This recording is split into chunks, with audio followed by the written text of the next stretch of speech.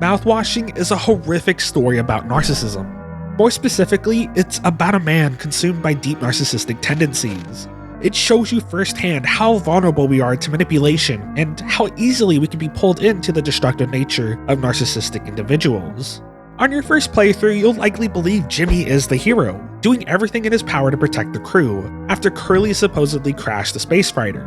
He even goes so far as to care for the very person that put them in this dire situation. But towards the end, you find out a disturbing truth, that Jimmy was in fact the one who deliberately crashed the two-part spaceship, with Curly being collateral damage in Jimmy's twisted plan to protect his image. And realizing this, everything Jimmy has said or done has all been a calculated facade designed to make him appear the hero. And the deeper you dig into this game, the more sinister it becomes. Which is why we're going to take a closer look at Mouthwashing and see how this game brings awareness to narcissistic behaviors through its captivating story and innovative game design. So with that said, make sure to stab the bell icon so you don't miss out on future videos like this one, and let's get right into the world of Mouthwashing. Now, to make things easier to follow along, I'm going to do my very best to tell the story in chronological order, so we can clearly see Jimmy's narcissistic behaviors. That means we have to start all the way back to 7 days before the initial crash. On this day, Anya the nurse is doing a psychological evaluation on Curly the captain. During the conversation, she asks if Curly could do the evaluation for Jimmy, saying he thinks it's some kind of joke, with him talking about how he finds himself excited at the sight of cartoon horses? I wish I was joking. Curly understandably agrees to do it for her and makes his way down the utility room. This is when you come across Jimmy the co-pilot, Swansea the cruise mechanic, and his intern Daisuke. When entering this room, you find Swansea arguing with Daisuke for getting stuck in this hardened foam-like material. This forces Curly to get the emergency axe to get Daisuke free from the foam. After this, Curly teases Jimmy about his fascination with horses to segue into getting a serious evaluation out of him. You both go towards the cockpit, but you come across a strange hallucination. Curly enters a void and falls down into a red sea that goes on forever. And eventually, ladders start appearing all around you, with emergency warnings appearing in the sky. Thankfully, this all comes to an end when you go towards the light and into the cockpit with Jimmy. Now, I believe this whole segment is about Curly's guilt for not taking more action with Jimmy, because when you meet with him, Curly has a deep conversation about how he feels stuck at the top of the ladder as captain, but wants to do something else. And I think these broken ladders and warning signs represents how Curly feels like he failed as a captain, for not taking the warning signs more seriously, and as we continue, you'll see these signs given to Curly before the horrible crash. But moving on, after you're done with Jimmy's eval, Curly gets a message from corporate, putting their conversation short. When looking closer at this letter, you'll realize the whole crew will be laid off after they complete the delivery, with Curly being the only one promoted for exemplary work. Now, this is important because on day 6, Curly has to break the bad news. But of course, the whole team pulls a surprise birthday party for him on the exact same day, making the situation pretty awkward just even watching it. Everyone gathers around the table with the cake and the crew shout out to Curly to give a nice speech, but Jimmy notices something is wrong. And Curly finally explains everything to his crew, and of course it goes as well as you'd think. Anya starts panicking, worried about how she'll survive back at home. Swansea is upset, but not surprised, saying Pony Express was bound to fail eventually. And Daisuke, well, he seems to be chillin'. But Jimmy, on the other hand, has a lot to say about it. He goes off on everyone, using the crew to make Curly feel bad, spewing rude comments towards everyone but himself. He says Anya never got into medical school because she's, well, let's be real, and questions how many employment years Swansea's got left in him. He then says Daisuke will be fine, mommy and daddy have him covered, so there's that at least. But you, headed for bigger and better. Curly tells him he just wants a job that he doesn't feel like he has to escape. Of course, Jimmy twists his words, saying we're the ones you're trying to escape. You just couldn't frame it to yourself in a way that kept you as the hero. Abandon the crew, but remain the model captain. Now, this is very ironic knowing how this story plays out, because he's basically projecting his inner thoughts onto Curly. It's also a really great form of foreshadowing, but this right here is the very first glimpse we get into Jimmy's narcissistic behaviors. Right now, what Jimmy is doing is putting himself on a pedestal by calling everyone out but himself. Notice how he never once talked about his situation back at home, but easily talks down about everyone else's situation. It's a form of projection. a defense mechanism to shield himself from the struggles he faces at home. A person who is narcissistic will do anything to make themselves appear better than others. Using the craved method, we can easily see through Jimmy's actions and what he's hiding deep down. The craved method is an abbreviation that describes the usual behaviors that you see in narcissistic people. The C represents the need for conflict. The R represents how rigid they are, unable to change as a person. The A represents how antagonistic they can be, treating you like you're the enemy. The V represents how vulnerable they are to receiving comments that tear down their perfect image, leading them to lash out. And the E represents how entitled they are, thinking they're better than others. And lastly, D represents how dysregulated they could be with the lack of self-control, quickly switching up on you unexpectedly. Now, I want to highly emphasize NPD, or narcissistic personality disorder, is like a spectrum. It can range from mild to really bad. And Jimmy here is absolutely breaking the scale with his over-the-top narcissistic behavior. Most people with NPD get these behaviors from past trauma growing up, and because of this, subconsciously learn these narcissistic behaviors. It doesn't mean it's right, but it also doesn't mean all narcissists are terrible people. Now, as we continue to watch Jimmy, you'll see all these come into play in one way or another. And right now, we can see how he's vulnerable, feeling attacked because he's gonna lose his second-in-command position. This causes him to be antagonistic towards Curly because he's the one that gave the news. And for whatever reason, he feels entitled to talk about other people's private lives without asking permission. So much is at play here, and I hope now you can start to see the picture of who Jimmy really is. Now, after this argument, you cut the cake in a really unsettling way.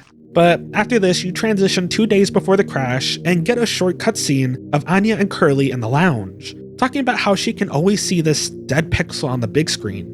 Curly responds saying he's never noticed it till now because he only saw the bigger picture.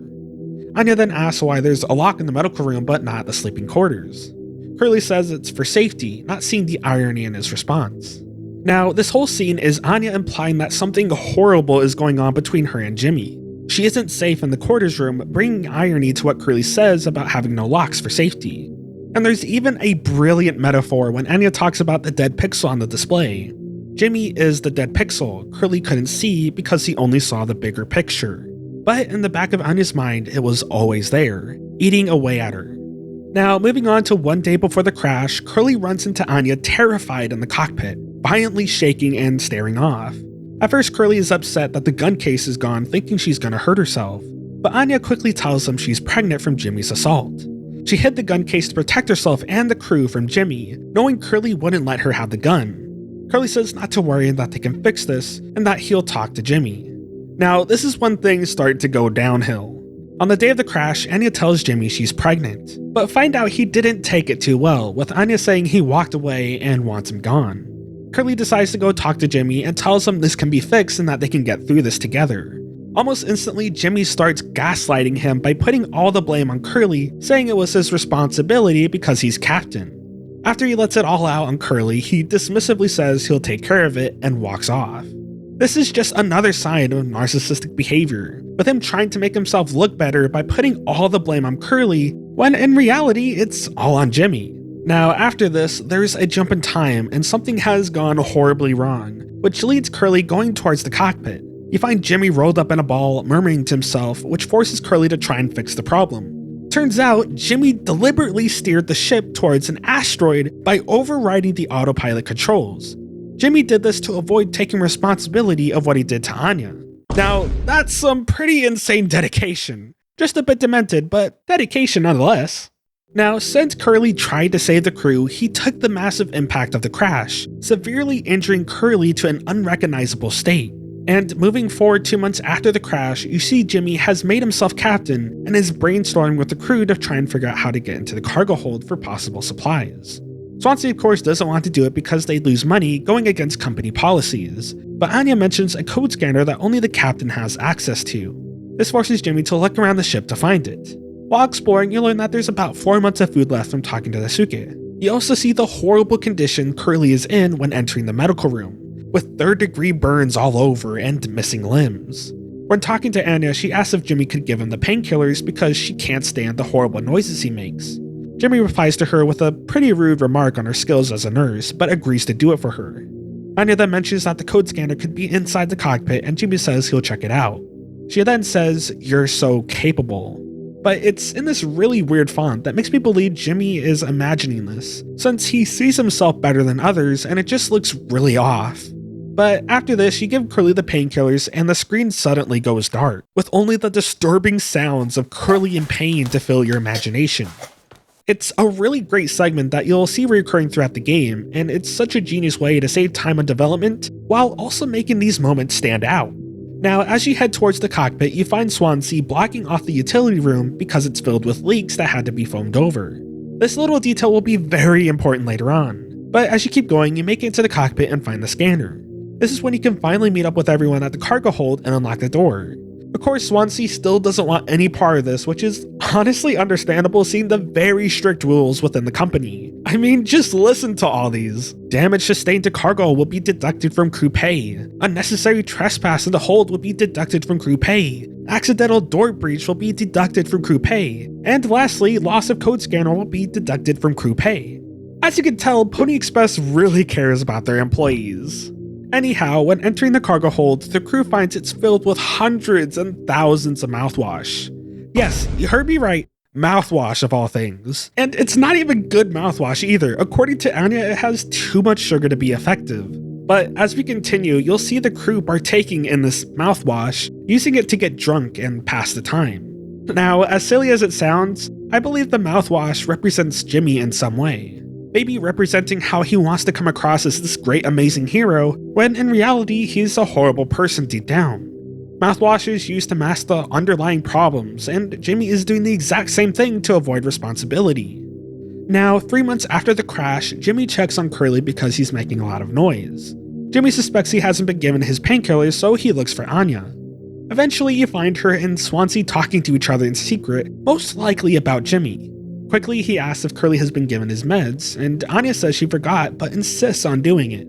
Of course, Jimmy strictly says he'll do it himself, and I think this is Jimmy's way of making Anya feel like a burden and that she owes Jimmy in return for doing her job. Again, another subtle narcissistic behavior Jimmy has. Now, when giving Curly his meds, Jimmy talks to him but talks to himself at the same time. He goes on saying, "I know what everyone is thinking. The way they look at me. What should I even say? And then what will she do?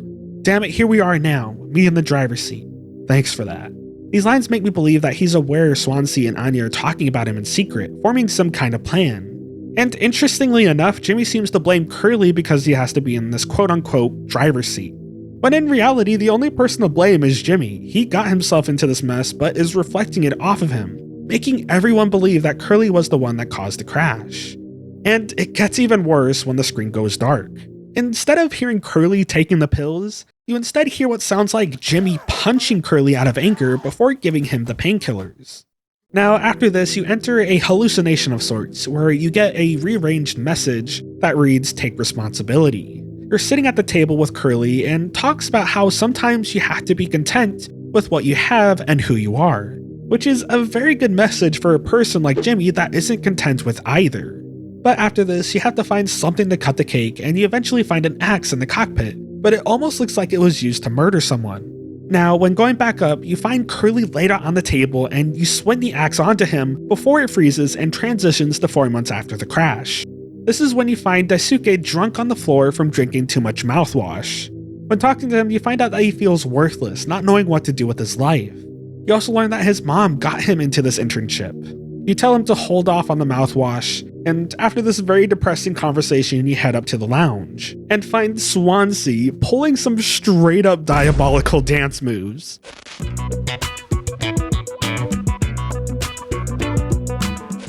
As you can tell, he's very drunk and, worst of all, has a full-on axe in his hand. Thankfully, he isn't going anywhere anytime soon, so you continue forward and talk with Anya and find out that you can get more painkillers for Curly by getting into the medical locker. The only problem is you have to break down the foam blocking it. So, unfortunately, you have to convince drunk Swansea to lend his axe over. Swansea rambles a bit, but seems to hint at Jimmy that he knows a little more than he's been leading on. But he gives you the axe by forcefully smashing the axe in the display. Reluctantly, you take it out of the broken screen and use it to get the painkillers, as well as some isopropyl alcohol, which will be a tool that can help us later. Now, after you get it all out, Anya asks if you can give Curly his pills, because she just can't do it. This is when Jimmy gets angry, seeing that she still cares about Curly and isn't caring enough about him. Towards the end of this argument, Anya finally agrees to give Curly the pills, but of course Jimmy takes it upon himself to do it, which again is making her feel like she owes Jimmy for doing this so-called gesture. Now, interestingly, when you give Curly the pills, you can hear crying, and I believe it's coming from Jimmy. Because before giving him the pills, Jimmy talks to him about how he's starting to understand what it takes to be the captain. It sounds like he's empathizing with Curly and has some built-up guilt, which might be why he starts to cry when giving Curly the pills. But after this, you transition to 5 months after the crash. This is when Daisuke notifies Curly that Anya is stuck in the medical room. And when checking on her, you find out that she deliberately locked herself in. It sounds like she might do something drastic, saying, "You think I wanted this either? Make no mistake, this isn't my worst moment. Far from it, it's the best decision I'll ever make. I'll take care of it." I believe the scene is her breaking down from the stress of having to deal with Jimmy for 5 months straight, with no place to escape. But moving forward, Jimmy and Daisuke try to get into the utility room so they can enter the medical area through the dangerous vent. Unfortunately, Swansea is blocking the room because it's filled with foam. So Jimmy comes up with an awful idea by getting Swansea blacked out drunk, mixing the isopropyl alcohol and mouthwash to create a killer cocktail. When given to Swansea, he goes out like a light and you both enter the utility room. This is when you find out the room isn't filled with foam like Swansea said, with one of the cryopods still fully operational. Jimmy explains to Daisuke that Swansea was just gonna use it for himself, saying 20 years more of a chance to get found. I'd take those odds over our current situation. Not like this though, not by lying through my teeth while waiting for everyone else to die. Which again is kind of ironic because he planned to straight up end everyone on the ship by crashing it into a whole freaking asteroid. Anyhow, Jimmy manipulates Daisuke to go up the dangerous vent against his better judgment, even though Swansea has said over and over again how lethal the vent is. Now after this, you transition to 8 hours before judgment, which represents the amount of time before Curly has to make the final decision to redeem himself and take responsibility for what he's done. And continuing forward, you're now at the lounge. And surprise, surprise, Daisuke is seriously injured from going through the vent. Swansea comes back from being blacked out and asks if they still have disinfectant, but Jimmy reluctantly says they used it all for the cocktail to get Swansea drunk. Of course, Swansea gets upset at Jimmy for using it for something so dumb, still not knowing it was used on him. This sets Jimmy off, blaming Swansea for not letting them in the utility room in the first place and had no choice. Again, Jimmy's narcissism is showing, blaming Swansea for something he did rather than stepping back and taking responsibility.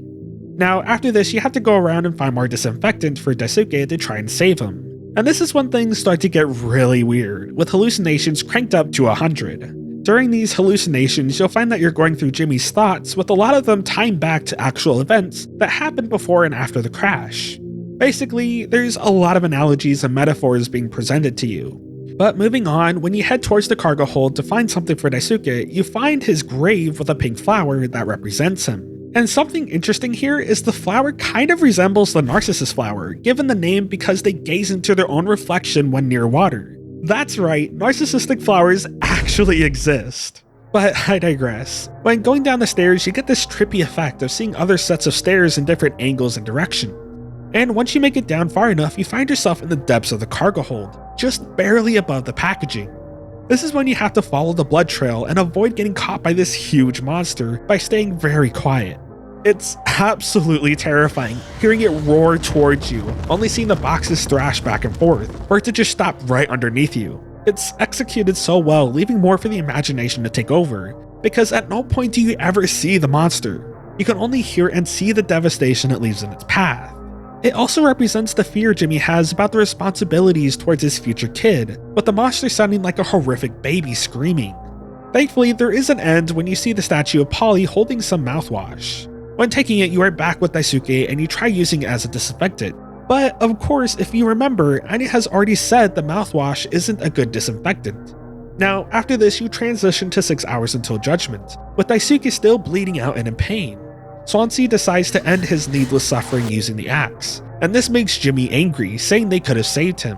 He then confronts him about the chiropod and how he suspects Swansea of using it for himself. Swansea laughs and says, "I sure did talk to Anya, but it was her telling me all sorts of things instead, wasn't it? Shouldn't a captain go down with the ship? If you ever get found, you can tell them whatever story you like. You've earned it."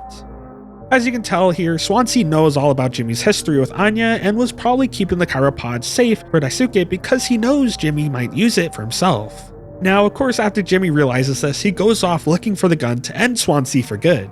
You head into the medical room and see that Anya had taken too many painkillers, ending her life. Jimmy continues and you find the gun case, unlock it just before Swansea starts charging at you. This is when it transitions. But continuing where it leaves off, you find yourself in the cockpit and hear Swansea trying to break in with the axe.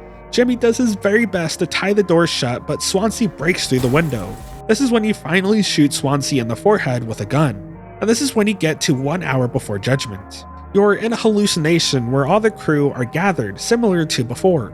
Only the crew is very dead, from Jimmy's actions one way or another. The crew asks him to give a speech, with Curly being the cake. You then take the knife and horrifically saw off Curly's leg. After this, Jimmy talks down to Curly before they all eat a part of him. Now, thankfully, this transitions to Jimmy battling with himself to take responsibility, dealing with all the guilt. This is when you find yourself having to go through a vent and find objects related to Daisuke. You can tell right away that this is representing Jimmy trying to deal with the guilt of Daisuke's death. During this part, you have to keep facing the vent holes to avoid getting killed by some monster. Eventually, you'll make it out of the vent, but find yourself in a room with Swansea tied up to a chair. You are forced to shoot him and find yourself in a graveyard with Daisuke's grave in the middle, representing the close connections between Swansea and Daisuke. During this part, you have to avoid getting hit by Swansea in this very claustrophobic graveyard and shoot him 3 times. This is when you transition to a very cool scene of Swansea and Jimmy talking to each other. This is most likely the conversation they had before Jimmy killed him. Swansea talks about his failures and shortcomings in life and is surprised, saying, "I can see myself for what I am, but you, a coward, selfish motherfucker, and you can't even see it." I think it's interesting that he says this because Jimmy does see that he's a coward and isn't all that. It's why he has these narcissistic behaviors to begin with, to appear stronger than he really is. Now, Jimmy responds saying he's going to fix everything and that they're going to make it before shooting him. This is when you transition to reality that he killed Swansea, with Jimmy trying to take responsibility. And when exiting the room, you are stared at by a bunch of eyes that look very similar to Curly's, which is probably something that has been eating away at Jimmy's psyche, seeing his beloved friend in pain because of what he did. Eventually, you find yourself at a puzzle where you have to turn Curly's digestive tract and feed him basically his own leg. It gets pretty weird here, as you can tell. When done correctly, you look at the TV and see Jimmy walking into space towards Curly on fire, sitting on a chair. This is when Jimmy tries to take responsibility and apologizes to Curly for what he's done, trying to right his wrongs. After this, you transition to an area with this big chunk of meat that looks like a big eye. Using some kind of ultrasound device, you look into it and find skeletons of horses inside. I believe this is Jimmy trying to take responsibility for his kid and what he did to Anya. I have a strong feeling that Polly is a constant reminder of the responsibility he has towards Anya and her pregnancy, but it makes sense why we see horses here. Now, after this, you go through a series of events and have to try and avoid this monster-like centipede that again sounds like a screeching baby, representing Jimmy's fear of taking responsibility for his kid. And once you get caught, you find yourself walking through the crew members' IDs floating in midair. Eventually, you find your way up the stairs, seeing mouthwash falling down left and right. But once you get to the top, you find piles upon piles of mouthwash, with Polly standing in the middle of the mound. Polly talks to him, and it's almost like Jimmy is talking to himself through something. Jimmy says he's truly sad for what he did and knows he messed up big time, but wants to make it right. He continues saying our worst moments don't make us monsters, but before he could even finish, Polly cuts him off, saying if that were true, why are you still so concerned with him? After this, you transition to 0 days before judgment. You're back on the table with the crew, only this time you're in reality. All members are dead with just Jimmy and Curly left. Jimmy decides to take Curly to the chiropod to help him survive. And after putting Curly in, Jimmy tells him how great it was being his co-pilot and that he's now safe, saying we did it. But unfortunately, the last thing he says is I did it, before going off screen and unaliving himself. I have a strong feeling here that Jimmy wasn't doing this to truly right his wrongs. He was doing this to make himself look better when others come into contact with the ship, shooting himself to escape the consequences of his own actions. Because ultimately, Jimmy wasn't able to take responsibility. As you can tell, this game is a brilliant story about Jimmy's narcissism and how his toxic behavior brought havoc upon the crew. In a lot of ways, this game shows everything you shouldn't do when dealing with a narcissist. No one enforced boundaries with Jimmy, no one recognized when it was time to step back, and the crew fell into the trap of trying to fix him, something most experts strongly advise against. I think we can all agree that Curly made some missteps in handling Jimmy's appalling actions. He wasn't strict enough, and he didn't impose consequences in any way, allowing Jimmy to perpetuate his harmful behaviors towards the crew, and especially Anya. One thing's for certain, this game excels at shedding light on the destructive impact of unchecked narcissism, and the importance of taking it seriously. Overall, this game is a masterclass in psychological horror in a lot of ways, subverting your expectations. At first you think, oh okay, this is going to be some kind of mascot horror game, when in reality, that couldn't be farther from the truth. I wouldn't be surprised if the developers drew inspiration from Silent Hill 2. It does a brilliant job at showing the inner struggles that come with undiagnosed NPD, and brings awareness to what narcissism can look like. But with that said, if you enjoyed this video and want to support the channel, check out my Patreon where you can get tons of digital exclusives, as well as early access to future videos. Or dive into Silent Hill 2 where I compare both the remake and the original to see if Blooper Team strike the perfect balance between old and new. With that said, see you next time.